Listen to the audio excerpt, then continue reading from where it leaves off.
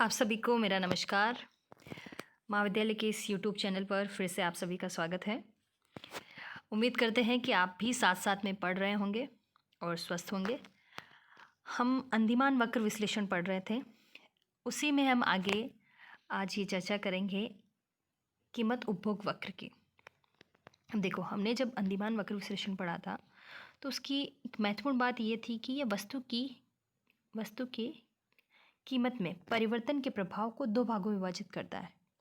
कीमत प्रभाव के ये दो भाग हैं, आय प्रभाव और प्रतिस्थापन प्रभाव। ठीक है, ये हमने देखा था कि ये जो गणनावाचक दृष्टिकोण था या उपयोगिता आधारित दृष्टिकोण जो देखा था मार्शल का, उसकी सबसे बड़ी कमी थी कि उन्होंने कीमत प्रभाव को आय प्रभाव और प्रतिस्थापन प्रभाव में विभाजित नहीं किया था। इसके कारण बहुत सारी उसमें त्रुटियां थी। उसको कम करते हुए अंदिमान वक्र विश्लेषण ने यहाँ कीमत प्रभाव को आय प्रभाव और प्रतिस्थापन प्रभाव में विभाजित करके बताया है। तो यहाँ पर सबसे पहले हम कीमत प्रभाव देखेंगे। कीमत प्रभाव उसको समझने के लिए हमें ज़रूरी है, जो टूल है वो है कीमत उपभोग वक्र या प्राइस कंजम्पशन कर्व। ये समझना बहुत ही ज़रूरी है। आगे बहुत सारे जो कंसेप्ट है वो इसी पर आधारित है। देखो, जब हम कीमत प्रभाव की बात कर रहे हैं तो कीमत प्रभाव क्या है? हम यहाँ पर उपभोक्ता की आय, उसकी रुचियाँ और अन्य वस्तुओं की कीमतें समान रहने पर सिर्फ एक वस्तु की कीमत में परिवर्तन के फलस्वरूप उपभोक्ता द्वारा उसकी मांग मात्रा में जो परिवर्तन हो रहा है उसकी व्याख्या करेंगे।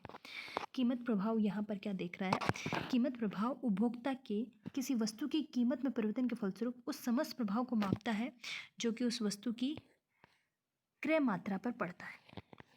अब देखो, यहाँ पर किसी वस्तु की कीमत में परिवर्तन के फलस्वरूप उस संपूर्ण प्रभाव को माप रहा है, उस समस्त प्रभाव को माप रहा है जो उस वस्तु की क्रय या खरीदने की मात्रा पर पड़ता है। यहाँ हमने क्या चीज़ें ली? दो चीज़ें ध्यान रखनी है। हमने यहाँ क्या देखा? हमने देखा है कि उपभोक्ता की आय, उसकी रुचियाँ और अन्य वस्तु की कीमतों को हमने स्थिर माना है, समान माना है। चेंज किस में हो रहा है? सिर्फ मान लो एक्स गुड की बात करें तो एक्स गुड की प्राइस में परिवर्तन होने से इसकी एक्स वस्तु की कीमत में परिवर्तन के फलस्वरूप इस वस्तु की क्रय की गई मात्रा पर क्या प्रभाव पड़ रहा है? सिर्फ एक्स वस्तु की ये प्राइस में चेंजेस होने से इस एक्स वस्तु की खरीद गई मात्रा पर क्या प्रभाव पड़ा? ये पहले से ज़्यादा खरीदी जा रही है, पहले से कम खरीदी जा रही है, या उतनी ही मात्रा का परचेस किया जा रहा है।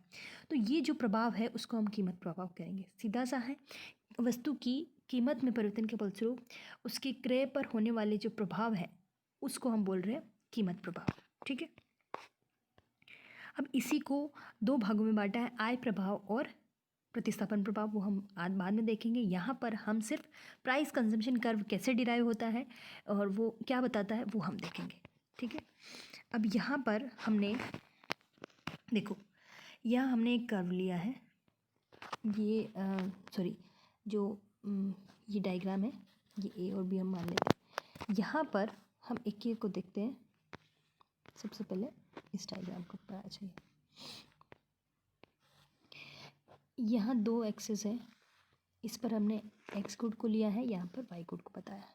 ठीक है, ये बजट लाइन है 1 2 3 4। ये हमने जब बजट लाइन पढ़ी थी तब हमने देखा था रोटेशन ऑफ बजट लाइन। अब पहले जो बजट लाइन थी PL1, ये बजट लाइन थी।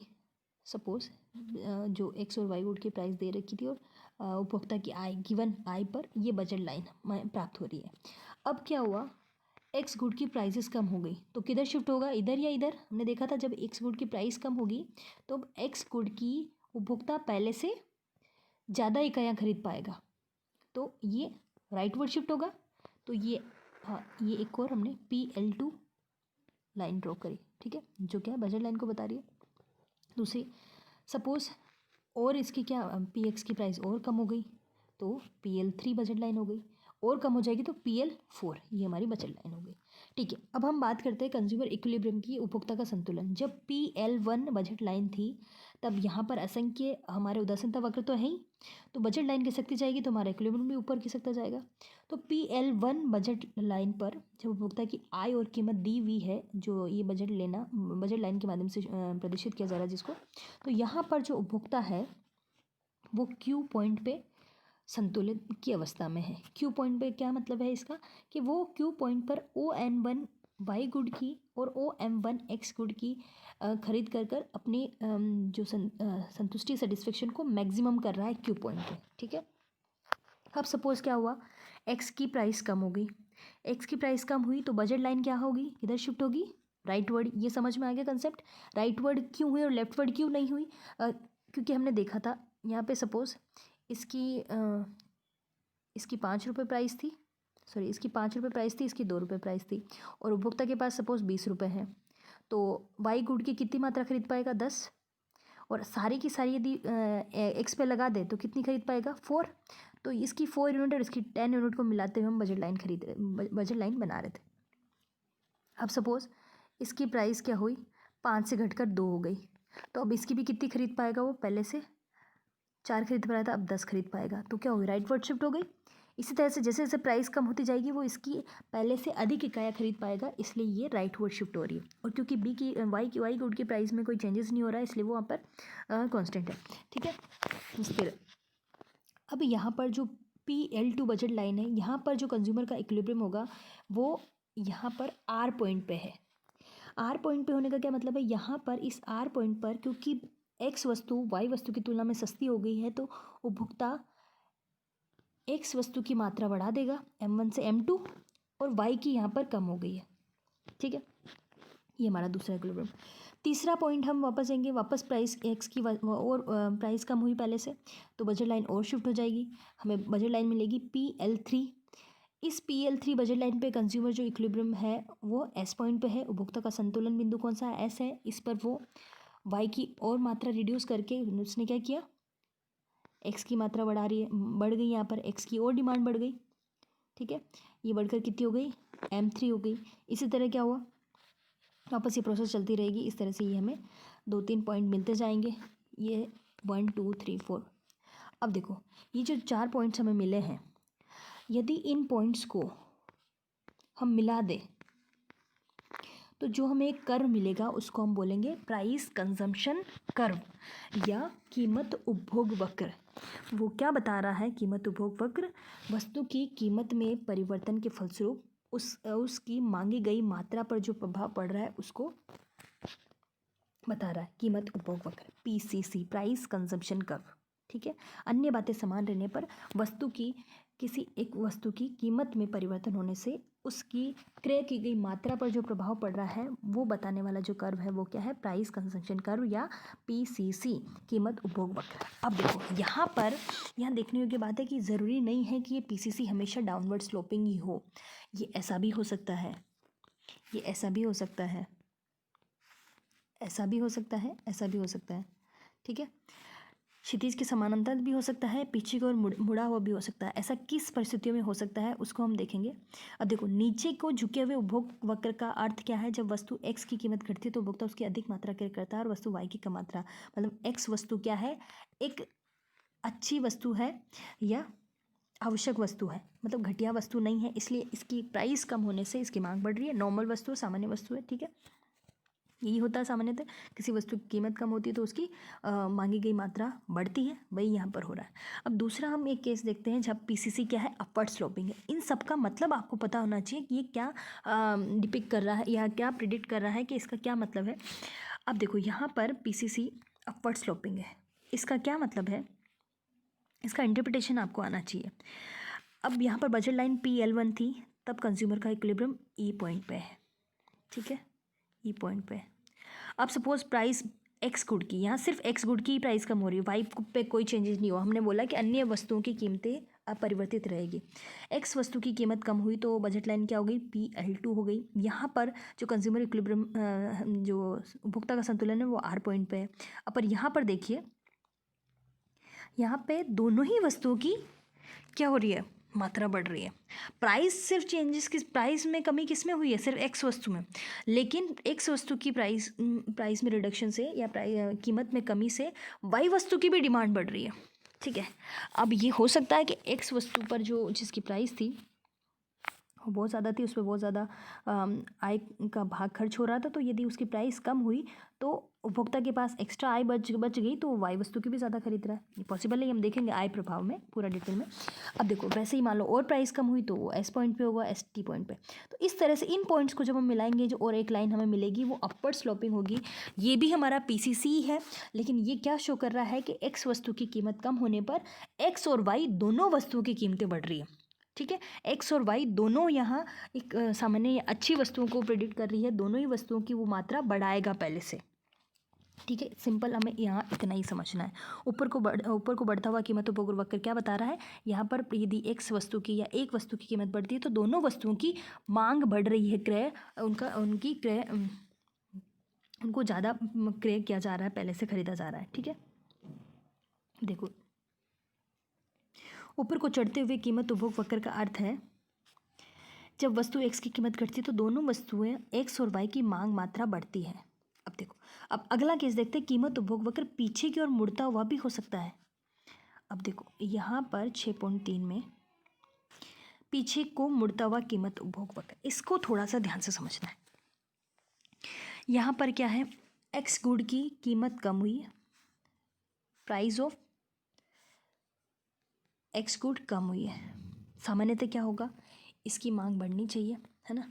तो पहले ये हमारा बजट लाइन PL1 थी, जहाँ पर गुड एक्स की ये हमारा इक्विलिब्रियम पॉइंट था। यहाँ पे सपोज N1 और ये N2, यहाँ पे Y2 और यह X2। एक्स की X2 मात्रा खरीदी जा रही थी और Y की Y2 मात्रा खरीदी जा रही थी। क्यू बिंदु पर उपभोक्ता संतुलन में था। ठीक है, उसको अधिकतम संतुष्टि की प्राप्ति हो रही थी क्यू बिंदु पर। अब क्या हुआ, एक्स गुड की प्राइस कम हो गई, पहले से एक्स गुड की प्राइस कम हो गई, तो ये जो हमारा बजट लाइन तो PL2 हो गई, लेकिन कंज्यूमर का इक्विलिब्रियम है, IC कर्व, वो क्या R है, जो क्या बता रहा है, एक्स वस्तु की प्राइस कम हुई है, लेकिन उसके बाद भी क्या हुआ, एक्स वस्तु की मांग पहले से कम हो गई, X2 से X1 हो गई, पहले की तुलना में कम हो गई, और वाई वस्तु की मांग बढ़ गई, Y2 से Y3 हो गई। तो ये क्या बता रहा है कि एक्स वस्तु की प्राइस कम होने से डिमांड उसकी पहले से और कम हो गई। इसी तरह मान लो और प्राइस कम हुई तो और डिमांड कम हो गई। तो ये जो केस है जहाँ पर मांग का नियम लागू नहीं हो रहा है, ये एक मांग के नियम का एक विरोधाभास है कि प्राइस कम होने पर भी डिमांड बढ़नी चाहिए, लेकिन प्राइस कम होने पर डिमांड और कम हो रही है। ये होता है घटिया वस्तु के केस में, या घटिया वस्तु के केस में भी हम मानते हैं कि मांग का नियम लागू होता है, लेकिन ऐसी घटिया वस्तुएं जिन पर क्या है, हाँ, जिन पर मांग का नियम लागू नहीं होता है उनको हम बोलते हैं गिफिन वस्तुएं। जैसे कि फॉर एग्जांपल, जैसे डालडा घी आता था पहले, है ना, डालडा घी जिसको हम बोलते थे, अब उसकी प्राइस कम हो जाती है, बहुत ज़्यादा कम हो जाती है, तो लोग क्या करेंगे, उसकी बजाय देसी घी पे स्विच हो जाएंगे, देसी घी खरीदने लग जाएं। तो क्या होगा, यदि प्राइस कम हो रही है तो उसकी डिमांड और कम हो जाएगी। ऐसे ही हम बाजरा और गेहूं का एग्जाम्पल लें, तो जो मिडिल क्लास फैमिली, उसके लिए बाजरा एक थोड़ा घटिया अनाज के रूप में वो मान ले, वैसे नहीं है, ये मोटा अनाज है लेकिन मान लेते हैं। तो बाजरे की प्राइस बहुत सस्ती हो गई, तो लोग क्या करेंगे, बाजरा और ज़्यादा खरीदने के बजाय गेहूं पर स्विच कर रहे हैं। तो क्या हुआ, वाई गुड को, क्योंकि इसका क्या हुआ, आय प्रभाव बढ़ने के कारण उनकी आय पहले से बढ़ जाएगी और वो वाई गुड को खरीद सकते हैं। तो क्या हुआ, यहाँ पर एक्स वस्तु की कीमत कम होने पर उसकी मांग बढ़ने के बजाय घट रही है, और बल्कि वाई गुड पर प्रभाव पड़ रहा है। तो हम वाई गुड को नहीं देख रहे हैं, यहाँ सिर्फ ये देख रहे हैं कि जिस वस्तु, सिर्फ एक्स वस्तु की बात करेंगे, एक्स वस्तु की यदि कीमत कम होने पर उस वस्तु की खरीदी गई मात्रा पर क्या प्रभाव पड़ रहा है, उसको PCC बता रहा है। तो यहाँ पर क्या हुआ, यहाँ पर एक्स वस्तु की कीमत घटने पर उसकी मांग और कम हो गई। तो ऐसी परिस्थिति में जो हमें PCC मिलेगा वो बैकवर्ड बैंडिंग मिलेगा, पीछे की ओर मुड़ा हुआ, जिसको हम बोलेंगे ये है पीछे की ओर मुड़ता हुआ कीमत उपभोग वक्र, जो क्या बता रहा है, कम मात्रा खरीदी जाती है, जब उसकी कीमत बढ़ती है तो उसकी अधिक मात्रा खरीदी जाएगी। हम आगे चलकर ये देखेंगे कि ऐसा गिफिन पदार्थों की दशा में होता है, जो कि मांग का सामान्य नियम के अपवाद है। अब ये हम गिफिन गुड्स पढ़ेंगे, उसमें थोड़ा डिटेल में देखेंगे। यहाँ पर सिर्फ आपको PCC की शेप के बारे में जानकारी देनी है मुझे, कि PCC, जब ऐसा PCC है पीछे की ओर मुड़ता हुआ, ये क्या बता रहा है, ये गिफिन वस्तुओं को बता रहा है कि ऐसे केस में क्या है कि एक्स गुड क्या है, गिफिन वस्तु है, जब PCC इस तरह से ड्रॉ हो रहा है। अब दूसरा एक केस ऐसा भी है कि कीमत उपभोग वक्र क्षैतिज अक्ष के समानांतर भी हो सकता है। बिल्कुल हो सकता है कि जब एक्स वस्तु की कीमत कम हो तो सिर्फ एक्स वस्तु की ही मात्रा बढ़े और वाई कांस्टेंट रहे, ऐसा भी हो सकता है। तो जब प्राइस कम हुई, PL1 से L2 हुआ, L3 हुआ, तो ये QRS 3 पॉइंट हमें मिले और इनको मिलाने से जो हमें कर्व मिला वो PCC प्राइस कंजम्पशन कर्व मिला, जबकि वाई कांस्टेंट है, वाई पर कोई प्रभाव नहीं पड़ रहा, ऐसा भी हो सकता है। तो हम जनरली हम देखते हैं इकोनॉमी में हमें कोई भी एक तरह का PCC देखने को नहीं मिलता है कि कीमतों में परिवर्तन से वस्तु की खरीदी गई मात्रा पर क्या प्रभाव पड़ रहा है, वो एक जैसा प्रभाव देखने को नहीं मिलता है। हमें लगभग सभी एक सम्मिलित रूप में हमें प्राप्त होता है। तो उसको हमने इस डायग्राम में दिखाया है कि यहाँ पर ये बजट गुड एक्स की प्राइस कम होने से हमने 1 2 3 4 5 बजट लाइन रेखा दिखाई है और उस पर ये हमने इस तरह से PCC ड्रॉ किया है, जिसमें हमने सबको इंक्लूड कर लिया है। यहाँ पर पहला हमने PCC कि जब ठीक है गुड एक्स है, उसकी प्राइस कम होने पर जैसे मान लो ये एक्स टी और ये कॉफ़ी थी, तो लोग क्या करेंगे, टी को स्विच करने लग जाएंगे और कॉफ़ी की डिमांड कम हो जाएगी। तो ठीक है, ये प्रतिस्थापन वस्तु थी, तो इस केस में ये हो जाएगा। ऐसे ही मान लो वाई गुड न्यूट्रल है, उस पर कोई बिल्कुल इससे निरपेक्ष है, उससे ना तो पूरक है ना प्रतिस्थापन है, तो हो सकता है सिर्फ इसकी प्राइस कम होने से इस पे तो कोई फ़र्क ना पड़े और इसकी सिर्फ बढ़ती जाए, तो हमें एक तरह से वर्टिकल भी सॉरी हॉरिजॉन्टल का PCC भी मिल सकता है। अब क्या है, ये दोनों एक दूसरे की पूरक है। पूरक वस्तु के केस में ये बढ़ेगी तो मान लो इसकी प्राइस कम हुई तो लोग इसकी भी डिमांड कर देंगे, इसकी भी वाई गुड की भी डिमांड ज़्यादा बढ़ाएंगे, तो इस तरह से भी PCC मिल सकता है। तो हमें लगभग सभी तरह का एक PCC हमें देखने को मिलता है। सामान्यतः हम कीमत उपभोग वक्र विभिन्न कीमतों पर भिन्न भिन्न ढाल का हो सकता है। ठीक है, ऊंचे कीमत स्तरों पर यह प्राय नीचे को झुका हुआ होता है। जब ऊंचे कीमत है, ऊंचे कीमत वक्र ऊंचे कीमत स्तरों पर प्राय ये नीचे की ओर झुका होता है और कुछ कीमतों पर इसकी आकृति क्षैतिज के समानांतर हो सकती है, किंतु अंततः ये ऊपर को चढ़ता हुआ होता है। हाँ, कुछ कीमत स्तरों पर ये पीछे की ओर मुड़ता हुआ भी हो सकता है, जैसे अभी हमने देखा। इसको जैसे हम और बना दें इस तरह से, पीछे की ओर मुड़ता हुआ जो गिफिन वस्तु के केस में हमने देखा था। एक कीमत उपभोग वक्र जिसकी ढाल विभिन्न कीमत स्तरों पर भिन्न भिन्न है, उसको हमने इस डायग्राम के माध्यम से यहाँ दिखाया है। तो आई होप आपको ये प्राइस कंजम्पशन कर्व है, कीमत उपभोग वक्र है, ये समझ में आ गया होगा ये कंसेप्ट। यहाँ पर अब इसके बाद हम इनकम कंजम्पशन कर्व देखेंगे। इसके आधार पर ये समझ में आना बहुत ज़रूरी है। इसके आधार पर हम बहुत सारे कर्व, गिफिन गुड्स, घटिया वस्तुएँ और एंजल वक्र और ये सारे जो है ICC और इन सब का प्रयोग करते हुए हम आगे के देखेंगे। तो ये कंसेप्ट आपको समझ में आना चाहिए। ठीक है, आप इसको पढ़िएगा। तब तक के लिए शुभ रात्रि।